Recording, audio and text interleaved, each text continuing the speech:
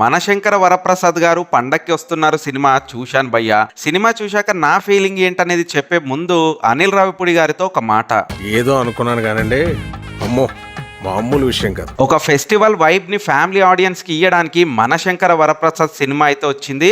ఆ విషయంలో 100కి 100% సక్సీడ్ అయ్యింది. లాజిక్స్ అన్ని పక్కన పెట్టేసి అనిల్ రావిపూడి మ్యాజిక్ ని, మెగాస్టార్ గ్రేస్ ని చూసి ఎంజాయ్ చేసేయండి. ఈ ఫెస్టివల్ కి perfect cinema Manashankara Varaprasad. Major plus points ఏంటంటే చిరంజీవి గారి వింటేజ్ లుక్ ప్రజెన్స్ అదైతే ఎక్సలెంట్ గా వర్కౌట్ అయింది. స్టార్టింగ్ వచ్చే ఫైట్ గానీ, హుక్ స్టెప్ సాంగ్ గానీ, ఎమోషనల్ గా తన ఫీలింగ్స్ ఏంటనేవి గానీ క్లియర్ గా ప్రజెంట్ చేసేసి తన పిల్లలతో అయితే డ్రామా స్టార్ట్ చేస్తారు. ఇక సినిమా ఇంటర్వెల్ బ్యాంగ్స్ అయితే పీక్స్, అసలు అరుపులు అనిపించాయి. ఫుల్లీ జాయ్ఫుల్ మూడ్ లో, ఫన్ మూడ్ లో ఇంటర్వెల్ బ్యాంగ్ అయితే పడుతుంది. ఇక సెకండ్ హాఫ్ కొంచెం అదే మూమెంట్స్ తోటి అయితే స్టార్ట్ అవుతుంది. కాకపోతే చాలా పోర్షన్స్ లో మాత్రం ఫుల్లీ వీక్ గా అనిపిస్తుంది రైటింగ్.